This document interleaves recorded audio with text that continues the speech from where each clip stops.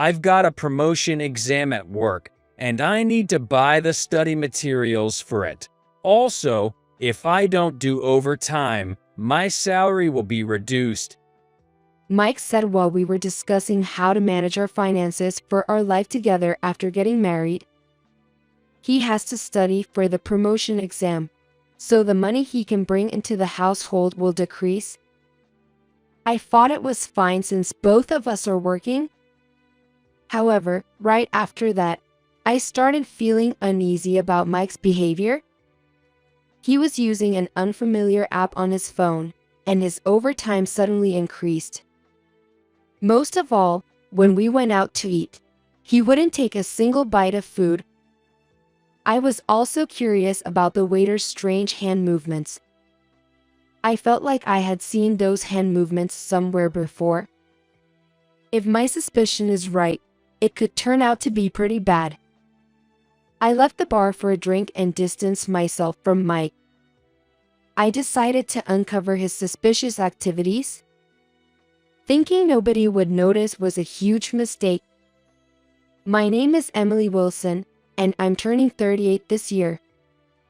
I work as a tax accountant, and both my career and personal life are fulfilling. I can proudly say that I'm enjoying both my professional and personal life now, but it was quite a challenging journey to get here. When I graduated from college, the economy was in a slump, and I struggled to find a job. I felt a strong pressure to work properly and become a part of the workforce, which led me to feel like I was just spinning my wheels at that time. Eventually, I landed a job offer from a small company. Honestly, I was reluctantly working there. However, that's when my turning point came. While working and interacting with other companies, I realized that many workplaces lacked vitality. Many companies were not able to increase their profits as they hoped and were struggling with what to do next. I wanted to help improve these companies' morale and sales, to increase the number of workplaces where people could work with a smile. Driven by this desire, I decided to pursue a career where I could contribute to the growth and performance of companies, which led me to become a tax accountant after years of study. I became a tax accountant at the age of 34. Switching from an employee in a small company to a tax accountant was quite an unusual path. Thanks to that, I finally found what I truly wanted to do. Of course, this journey made my work life very rewarding, but I felt something was missing in my personal life. What am I missing? I realized it was the absence of a partner who could be there for me, someone to share and solve problems with. My days off were spent alone, watching movies or shopping. My friends started having families and getting married, so our days out together became less frequent. While I do enjoy my alone time, I can't help but think how wonderful it would be to share these moments with someone special. At my friend's suggestion, I signed up for a dating site app. Among several people I messaged, there was one man with whom I felt a particular connection. That man turned out to be my future husband, Mike Smith. Mike worked for a well-known electronics company and seemed to be good at his job. Our message exchanges were smooth and effortless, which left a good impression on me. When we first met in person, I could easily picture myself being with him. Nice to meet you. Nice to meet you too, but it doesn't really feel like the first time since we've been messaging on the app, right? True, it almost feels like we've known each other for a long time. Was this what having the right chemistry felt like? Our conversation flowed naturally, both in tempo and content. I didn't know being in a relaxed relationship could feel this comfortable. And Mike was very suave, which I found appealing. You might be surprised since we've just met, but I would like to date you with the intention of getting married, Emily. I've always wanted to be with someone wonderful like you, Mike, so I'm truly happy. It didn't take long to move from dating with marriage in mind to the actual marriage. I will never forget Mike proposing to me at a beautiful seaside restaurant with a bouquet of roses. Emily, I will make you happy. Please stay with me. Would you marry me? Yes, I'd love to. I want to be with you forever. I finally married Mike at 38. It might have been a late spring compared to others, but marriage is not about age. When and whom you marry and what makes you happy is the most important thing. I was certain I could be happy with him. However, it seems I was the only one who thought this way. A faint shadow was looming over our marriage, yet I was reluctant to acknowledge it. Mike and I both worked, and we decided it was better to have some personal spending money, so we opted for an allowance system. We agreed to put the necessary funds into a common purse and left the rest for each of us to spend freely. When we discussed how much money to contribute in the future, Mike raised a concerning issue. About the money we put in the common purse, is it okay if I contribute less than Emily? What do you mean? If you don't mind, can I ask why? Then, hesitantly but finally, Mike spoke up. There's a promotion exam at work coming up, and I need to buy materials for it. Also, if I leave work without doing overtime, my salary will be reduced. Though, I see. Preparing for a promotion exam while working must be tough indeed. I understand. I'll help in any way I can. Really? That's so like you, Emily. Mike exclaimed with a clap of his hands. Of course, it's an important exam for your future career. I want you to be able to give it your best. I remembered the mental struggle I had when I was preparing for my tax accountant exam. Having quit my job to focus on studying at that time, I could imagine how difficult it must be to study for an exam while working. Don't worry about the money. Focus on preparing for your promotion exam, Mike. Thank you. You're amazing, Emily. So, when is the exam? It's in 8 months. It's a bit far off, but... As Mike expressed his relief at being able to focus on his studies, I reassured myself that this was the right thing to do. However, right after we agreed on this, Mike's work behavior drastically changed. What? You have a business trip the day after tomorrow? Right after we decided how much to contribute to our shared finances, his business trips for work suddenly increased. It can't be helped. It's a work assignment. But you need to prepare for the upcoming promotion exam, right? And yet, there are so many business trips. Are you saying I should defy orders and not go on the business trip? Mike stared at me as he said that. It's not that. I just got worried. Then please don't interfere. How well I can perform here is what matters. Okay, but don't overdo it. It's often said that men become oblivious to everything else once they're focused on work, and Mike seemed to fit that mold. I've been with this company for a long time, and I want to expand my role even further in the future. It would be great to see you achieving more. I'm here to support you. Mike looked satisfied, but I was oblivious to the underlying issues. He started bringing his work home, so I always made sure not to disturb him while he was focused.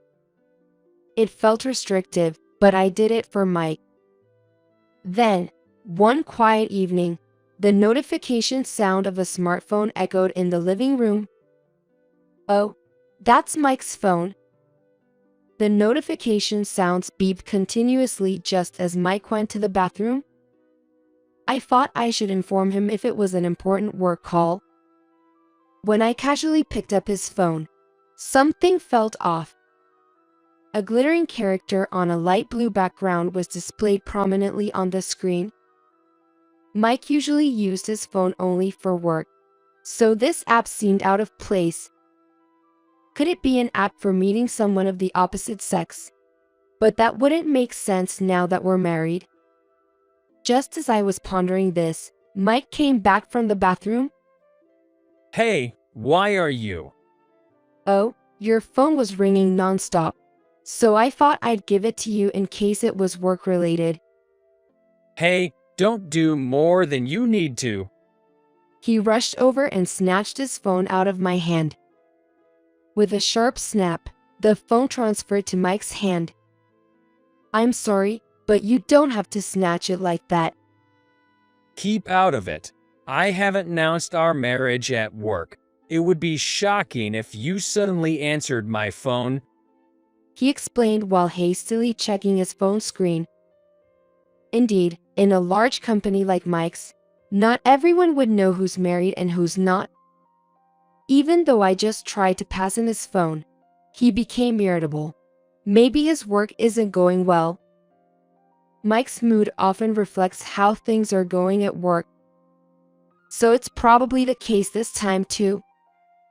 After that day, I found myself being more cautious around Mike. I don't want to be accused of not doing a good job because of me. But then, perhaps noticing my concern, Mike approached me. Hey, are you free after work this Thursday? I'll probably finish around 7, but is there something special? Well, I felt bad about the other day. How about we go out for a drink as an apology? Seeing his awkward smile, I felt a wave of relief and quickly agreed. That sounds good, but it's unusual for you to suggest going out for drinks. What's the occasion? As I asked playfully, Mike seemed to relax and started talking. Don't say that. I've just made some progress with a new client, and it went well. I wanted to share the happiness with you, Emily. Oh, that's good news. I thought you were dealing with some tough project because you look so serious, but I'm glad it turned out well. How about we meet at our usual station and then head to the bar from there? Before we got married, we used to visit various places and enjoy bar hopping.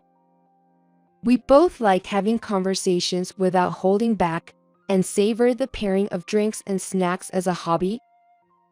Lately, we hadn't had the chance to explore new places due to our busy schedules, but this seemed like the perfect opportunity. With frequent changes in the shops around our memory-filled station, we might discover some interesting new spots.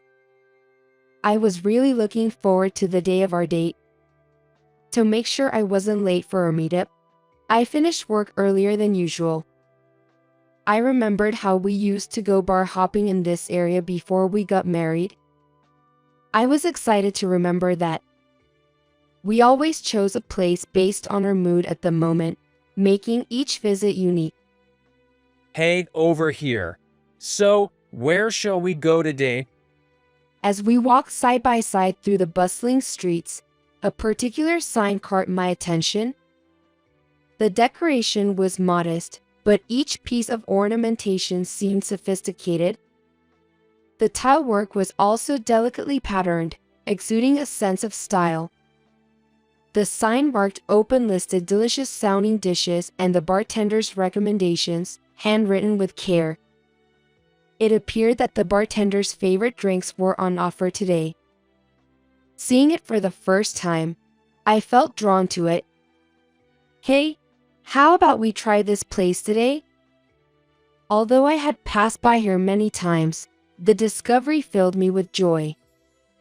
Really? This place? Shouldn't we check out a few others? There are plenty of bars around. But this place has a variety of drinks and dishes, and it looks stylish. It might be nice to try something different for a change. Huh? Have you ever wanted a stylish place? It's not like you to suddenly go for such ones. I can't keep up with this. though there was no compelling reason to pick that particular bar. His strong refusal made me wonder if there was something more to it. I thought this place would be nice, but you don't like it, do you? Mike sighed heavily, as if giving up. All right, as you wish. His petulant behavior troubled me. Was my preference for this bar really such a bad choice? I couldn't understand the recent fluctuations in Mike's mood. Upon entering, we saw a bar counter and tables, with a bartender and a female apprentice, identified by her badge, standing nearby. I caught a fleeting glance from the bartender, which felt oddly unsettling. Perhaps because it had just opened? There were no other customers. It was like we had the place to ourselves. We took a seat at the back and unfolded the food menu. Let's start with some appetizers and maybe a whiskey soda. Okay. I closed the menu in my hand and placed our order using the touch panel nearby. It's modern, isn't it? Ordering at a bar with a tablet. It's nice not having to call over a waiter. Yay. Mike's response seemed somewhat distracted. The female apprentice bought us our food and drinks. She glanced at my face, then made a puzzled expression. Was there something on my face? Maybe my fatigue from work was showing? I took the dishes from her anyway. The food looked delicious. Assortment of cheese, pickles, and hot potato skins. I was torn about what to eat first. In front of Mike and me were the whiskey sodas we ordered. To Mike's work success, cheers! I tried to lift the mood, raising my glass with enthusiasm. Then, I eagerly started on the food in front of me. I had missed lunch due to a sudden work task, so I was famished. With such appetizing food in front of me, I couldn't resist. Also, I needed to put something in my stomach to prevent getting tipsy too quickly. I reached for the potato skins first. The hot sauce and creamy cheese were incredibly delicious, warming my chilled body. Glancing at Mike, I saw him sipping his whiskey soda slowly. It was unusual for him to drink his whiskey soda in such small sips, and his gaze seemed to wander. Besides, he was upset and had shifty eyes. Aren't you eating? Was Mike not fond of potatoes? While pondering this, I served myself another portion. If you're not eating, I will. I missed lunch today. While laughing and serving myself some potatoes, I caught the eye of a woman who was making a strange gesture. She was rotating her right ring finger on the palm of her left hand, which was facing upwards. Thinking about that peculiar movement, it dawned on me that it might be sign language for drugs. She was positioned so that only I could see her, implying she had something to convey just to me. Realizing she was using sign language to communicate with me specifically, I hastily put down my potatoes and headed to the bathroom with my smartphone. Sorry, I need to use the restroom real quick. Are you feeling all right? Just a moment. Keep eating. Feeling as if my feet were glued to the floor, I sensed it might be better to leave the bar. Perhaps it was best if I left first. Pretending it was work-related, I quickly returned from the bathroom and spoke to Mike. Sorry, I've got to go. Work called. Oh, really? That's too bad. Yo, sorry. Are you going to stay and drink? Yay, might as well. It's been a while since I've been out. Pretending to go back to work, I decided to stay at a business hotel instead. What the female apprentice at the bar was trying to say, Mike's expressions and his gestures, I felt curious and sensed that this was not going to end without incident. Overthinking made my head feel like it was going to explode. so I browsed websites on my smartphone to calm down. While watching the news, I noticed an intriguing advertisement. The ad for an app titled How to Meet Your Soulmate was the same one installed on Mike's phone. That's it. The notification that wouldn't stop on his phone. I thought it was work-related. I instinctively covered my gaping mouth with both hands. Should a married person even keep a dating app installed? Moreover, I know these kinds of apps are all the rage now, being released one after another in city advertisements. Therefore, people wanting to meet others must be using multiple apps. Given Mike's personality, he would be seeking efficiency, probably juggling several apps. It seems unlikely that he would have just one app downloaded. I had a bad feeling, so I decided to check what kind of app it was. Then, I discovered numerous apps. Though it was just a glimpse, some seemed familiar, as if they were on Mike's phone. Mike is meticulous and detailed, so it's hard to imagine him leaving unused apps lying around. I downloaded an app that seemed to be the same as the one Mike was using and registered as a member. That light blue app briefly shone on Mike's phone. I registered my name and a simple profile and started using it immediately. If Mike was using this app, it might unveil his true nature. I told Mike that I couldn't finish work and stayed overnight at a business hotel, then went to work directly from there, executing my plan. The next day, I took a personal day off and ventured out from the hotel into the city. I bought a brown long-haired wig and a hat, then uploaded my profile picture. Crafting my profile information so as not to be recognized, I quickly started searching for matches. Narrowing down by location, age, and interests, the number of potential matches decreased. I put in the name of a game that Mike likes, and all at once the number of matches was limited. Though unexpected, as I looked through profiles and icons, I discovered one that seemed to be Mike and easily matched with him. To avoid being discovered, I exchanged messages with him. In the app, Mike talked about being single, working for a certain company, and enjoying soccer and barbecues on his days off. Clearly, he didn't realize he was talking to me. I confirmed that Mike was using the app to meet up, and I went on my next mission. On Friday night, after returning home, I placed a lost item tag in our car, used by both of us. Just to be sure, I also placed it in the pocket of my cardigan left in the car.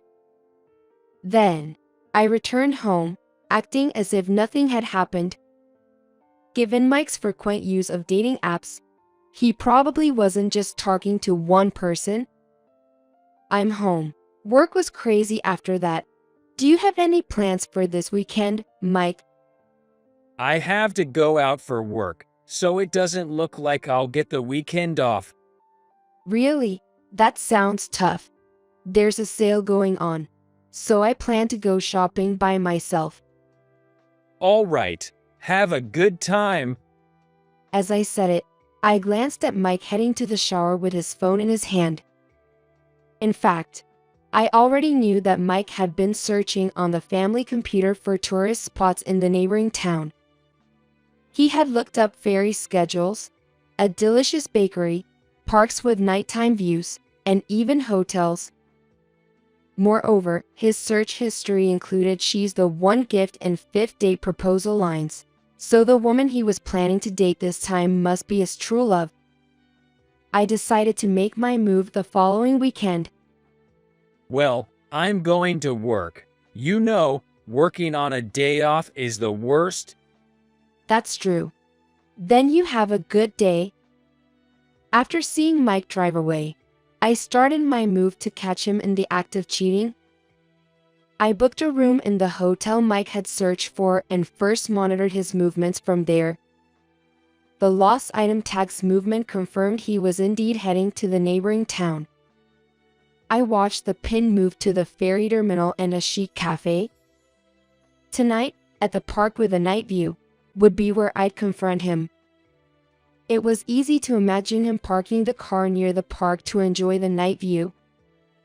I waited until evening to go to the park and looked around. Then, a familiar car entered the parking lot. Mike and a woman I don't know got out of her car. Mike had his arm around the waist of the unfamiliar woman, escorting her to a spot with a good view of the night scene.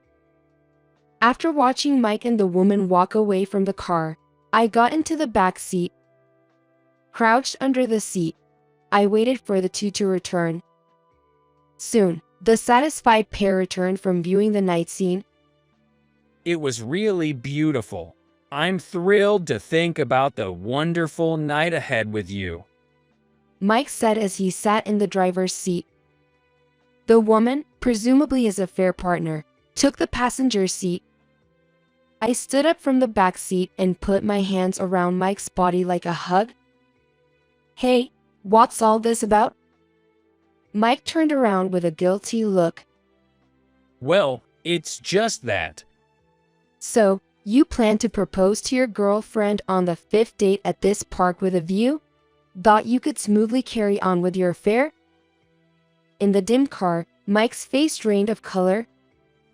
His pale face in the darkness was scarier than a ghost. You've been deceiving me and cheating? And you've been drugging drinks at the bar with your buddy bartender, haven't you? What? Why would say that? Mike was still flustered. Why? Want to know? At that moment, he fell silent, helpless. Your behavior at that bar was very weird. When I checked the reviews, there were several women who had gotten terribly drunk. That seemed odd because all the comments were from women. So what do you want from me? Mike still hasn't figured out his situation. He came out strong. Is that bartender your accomplice? He's quite the schemer. After visiting again, I spoke with a female apprentice who told me about the women you brought along. The women I brought? Yes, each time a different woman, all ending up barely able to walk, dead drunk. They say women get drunk faster than men, but isn't it strange to be that intoxicated at a bar? Mike bit his lip, at a loss for words. The woman working there thought it was just her imagination at first, but she began to see a pattern. She discreetly informed me. Just because someone got drunk while I was there, you suspect me? I was appalled by Mike's pull excuse. I pulled out a pen. It was the pen I had secretly placed in Mike's bag. This pen has a recording function. I turned it on, so it recorded what you talked about at the bar. You understand what this means, right? Mike's face turned pale. It was an expression I had never seen before. Without hesitation, I pressed the play button. The recording captured his gratitude for spiking the drinks to make them more intoxicating. I can't believe you did this. I can't trust you anymore. Overwhelmed by being called out, Mike reacted with furious anger. You should be grateful I married a leftover like you, sneaking around like some detective. Mike spat angrily, slamming his bag onto the ground. The woman next to him glared at me and said something outrageous. You're the one binding Mike, aren't you? It's because of your insidious actions that you're disliked. I would never do such things. The woman, who introduced herself as Julie, was obviously Mike's affair partner. She leaned close to him like a lover. And it's like a little puppy barking. I knew he was married, but I'm more suitable for him. His other women were just flings. I'm the one who will be happy with Mike. More suitable for him? He works at a manufacturing company and is about to get promoted. He said I could be a stay-at-home wife, and he'd make the best husband. She is a worker, but she doesn't seem to think about it. She was unaware of her mistake. The man you want to marry is about to be fired. Your future has been disfired. Julie's face showed shock, quickly turning to uproar. That's a lie. Mike getting fired. Do you say that because you are disappointed that I cheated on you? I showed her a printout. I had to contact his company before. Turns out he lied about business trips to go on romantic getaways with you. The printout contained evidence of his false reporting, including schedules and fake business trip receipts. The company was shocked by his conduct and is about to terminate his employment contract. Terminate the contract? But he's supposed to become an assistant manager. I laughed at the absurdity. You didn't know the truth. He's just a contract employee. Julie looked lost, unsure of what to believe.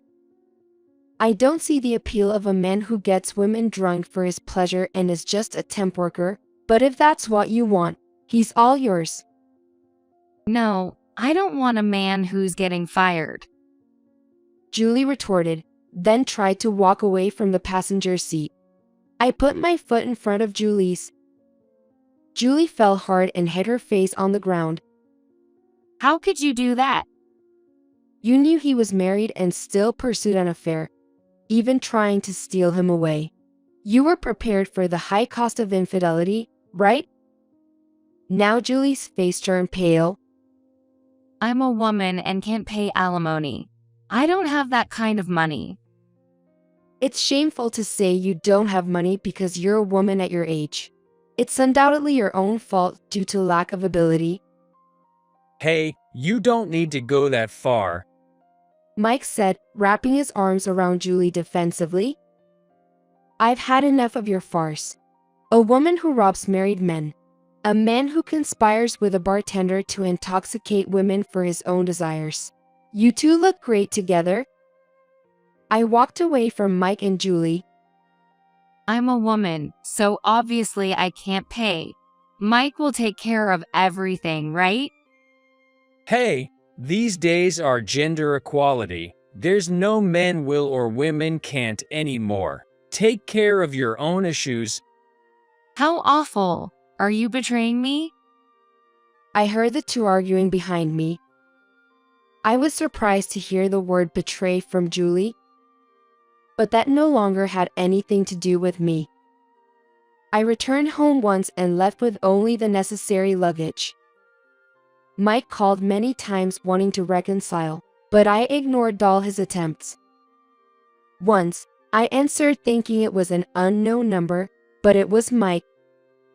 Please, let's not get divorced. Are you in any position to say you don't want a divorce? But I can't live if we divorce now. Wait until I find another job. I sighed heavily. You want me to support you until you're reemployed? No way. Cry to your mistress. Then Mike yelled in desperation. I can't do something that pathetic. But I was not one to be intimidated. Pathetic? Who's the one that did such pathetic things to me? Mike fell silent. Anyway, I'll have my lawyer contact you. I was able to claim alimony through the lawyer. However, since Mike was jobless after contract termination, his parents had to cover for him. Now, he's working hard at a construction site from morning till night, as introduced by his parents. His bad attitude and snide remarks have made him a target of disdain among his seniors. As for Julie, she was fired from her job for having an affair and is known for shouting "I did nothing wrong" until the end, as I heard from a former co-worker. After that, Mike and I officially divorced, and I've been enjoying my life alone. Work and personal life are going well, and divorcing Mike was the best decision. Recently, as a tax accountant, I've been getting more clients, many of whom say, "I'm glad I asked for your help." When I hear that, I feel good about the work I do. Marrying Mike was a mistake, but it taught me to choose my own life, so I have no regrets. By chance, I met the apprentice from that bar at a mall's food court, and we hit it off. That encounter led us to occasionally meet for coffee. She shared how happy she was to use the sign language she learned in Sign Language Club in such a way, which left a deep impression on me. Interestingly, she had no idea I was Mike's wife, making it a funny story we still talk about. Now, living my life without any issues, I think things turned out for the best.